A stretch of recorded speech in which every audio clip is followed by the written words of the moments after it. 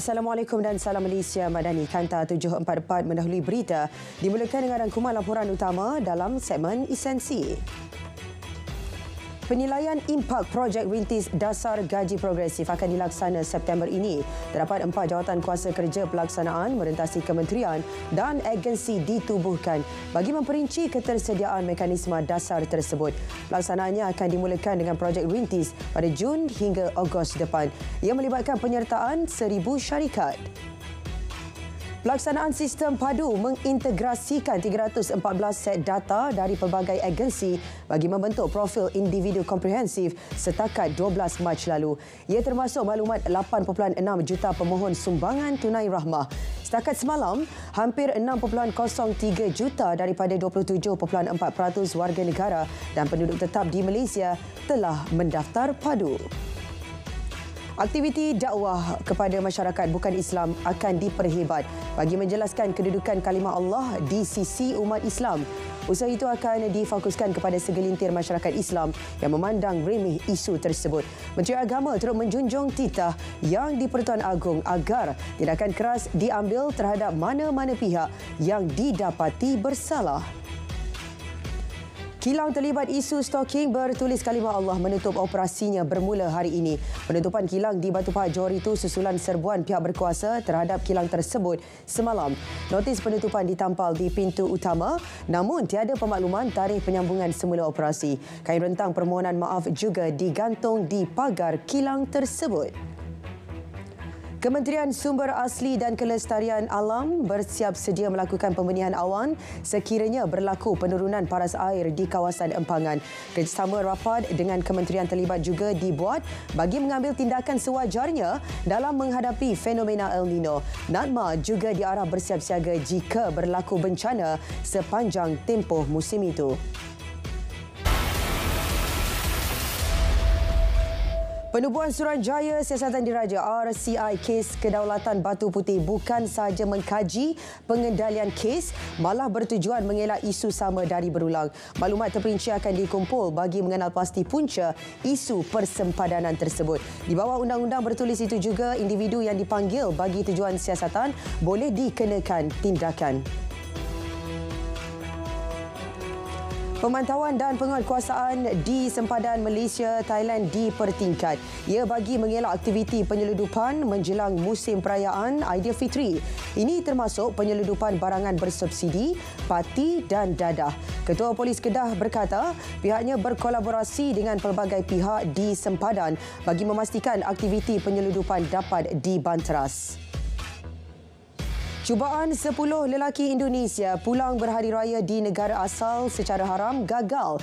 Mereka ditahan bersama 2 tekong di perairan Laut Tanjung Pelepas 15 Mac lalu.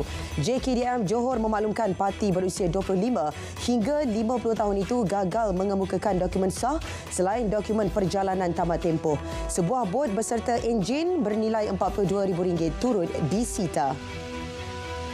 5 lelaki ditahan dipercayai menyeludup minyak diesel bersubsidi. Penahanan dibuat dalam serbuan di Simpang Renggam. Ketua Polis Daerah Keluang berkata, suspek gagal mengemukakan dokumen kebenaran untuk memiliki atau membawa barang kawalan. Turut dirampas sebuah lori tangki dengan isi padu diesel bersubsidi 17,000 liter dan barangan lain dengan nilai kira-kira RM130,000. 21.7 juta batang rokok dirampas JKDM Johor menerusi pemeriksaan pada 4 dan 13 Mac lalu. Kedua-dua rampasan dilakukan di Pelabuhan Tanjung Pelepas, Gelang Patah. Anggaran nilai rokok beserta duti kastam adalah RM18.3 juta. Cubaan seludup minuman keras bernilai RM1.8 juta di kawasan sama turut ditumpaskan pada 29 Januari lalu. 6,000 kilogram ayam beku disita dalam serbuan di sebuah syarikat menjual ayam gunting di Machang. JKDM Kelantan memaklumkan serbuan itu hasil maklumat cawangan risikan Zon Timur berkaitan sindiket penjualan ayam beku tanpa permit import. Rampasan 400 paket ayam beku terbabit dianggarkan bernilai RM90,000. Ia melibatkan kehilangan nilai duti berjumlah RM36,000. 193 kotak pelbagai jenis mercun dan bunga api bernilai lebih RM200,000 dirampas. Rampasan dibuat Polis Daerah Batu Pahat di sebuah rumah di Parit Sulong pagi semalam. Ia hasil risikan selama sebulan ke atas rumah terbabit yang dipercayai menjadi stor simpanan sebelum dipasarkan.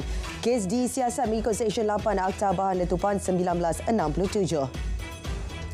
1,263 unit barangan tiruan alat ganti dan aksesori kenderaan bermotor dirampas. Rampasan dibuat KPDN Pulau Pinang selepas menyerbu 4 premis berasingan di sekitar Georgetown, Butterworth dan Bukit Tambun semalam. Kesemua rampasan yang disita dianggar bernilai RM20,087. Kes disiasat di bawah Akta Cap Dagangan 2019.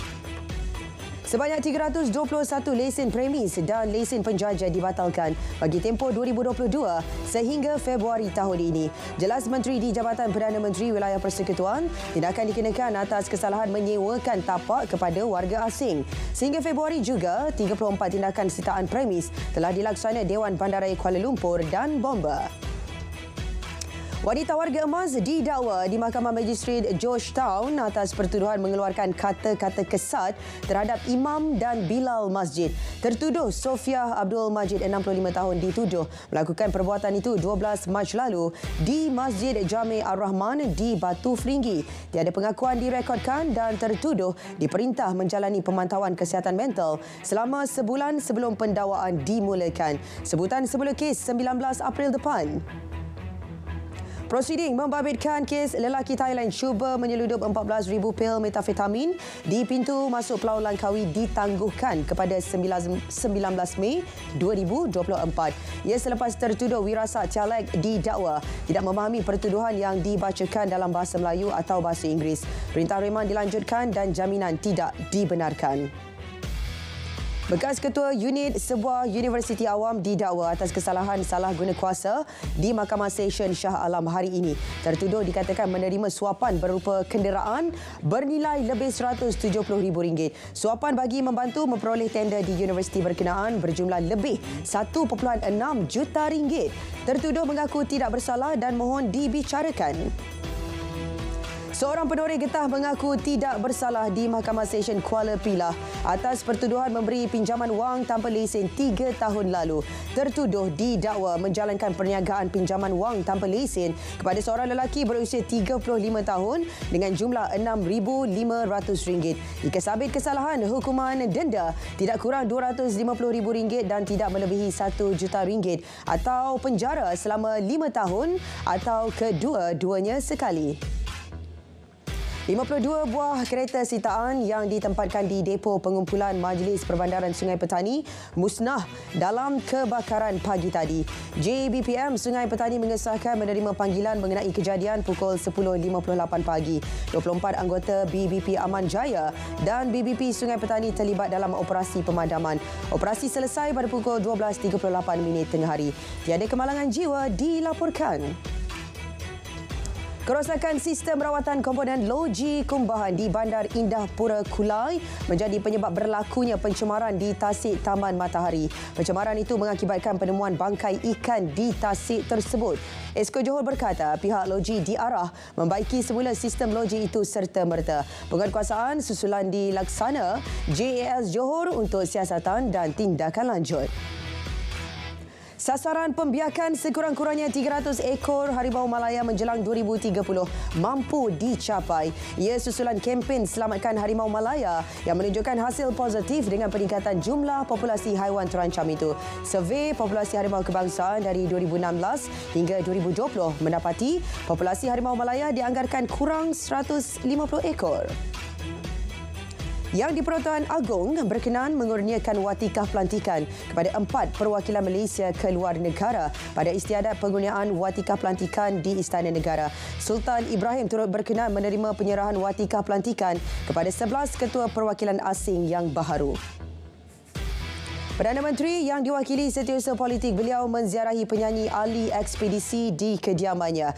Penyanyi itu menderita akibat masalah paru-paru. Sumbangan turut disampaikan bagi meringankan beban Ali dan keluarganya. Program sebuah rumah sekampit beras diadakan bagi mengimarahkan Ramadan di Perlis. Sebanyak 800 kampit beras seberat 10 kg setiap satu diagih kepada Qariah Masjid As-Sabirin, Kampung Gyal Mata Air. Pengagihan dibuat dari rumah ke rumah tanpa mengira kaum, agama dan fahaman politik. Setakat hari ke-8 Ramadan, tabung darah Terengganu berjaya memperoleh 365 beg darah. Ia hasil program derma darah yang diadakan selepas solat tarawih di masjid terpilih. Unit transfusi Hospital Sultanah Nur Zahira menyasarkan 1,000 sehingga 1,500 beg darah dapat dikumpul sebelum berakhirnya Ramadan tahun ini. Ekonomi Malaysia diunjur berkembang antara 4 dan 5% pada 2024. Ia disokong permintaan dalam negeri yang terus berkembang dan peningkatan permintaan luaran. Menerusi laporan tinjauan ekonomi dan monetari 2023, BNM menyatakan sektor pelancongan dijangka terus bertambah baik. Pelaksanaan projek baru oleh sektor swasta dan awam akan menyokong aktiviti pelaburan. Sebanyak 898 projek pelaburan asing diluluskan dengan nilai RM281.5 bilion sejak 2022 hingga 2023. Ia melibatkan sektor perkilangan dan perkhidmatan dan ini sekaligus mewujudkan 98,725 peluang pekerjaan baru dengan 88% daripadanya untuk rakyat tempatan. Bagi sektor perkhidmatan, sebanyak 8,847 peluang pekerjaan baru dijangka dapat diwujudkan. Malaysia meraih potensi pelaburan bernilai RM46 bilion dan ekspor RM2.4 bilion menerusi misi perdagangan dan pelaburan ke Jerman dan Perancis. Menteri MITI berkata, perbincangan membabitkan pelbagai syarikat terkemuka sepanjang misi tersebut.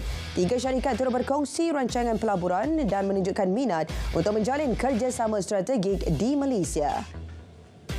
Lapangan terbang Sultan Abdul Aziz Shah SZB dijangka tarik 8 juta penumpang setahun menjelang 2030. Ia menerusi pelan penjanaan semula lapangan terbang Subang. Pelan itu bertujuan memaksimumkan nilai ekonomi lapangan terbang tersebut dan kawasan sekitarnya. Perdana Menteri Negara Haram Israel mengabaikan gesaan Amerika Syarikat agar rancangan menyerang Rafah dibatalkan. Israel percaya Hamas sedang bersembunyi di lokasi terakhir lebih sejuta penduduk Gaza berlindung.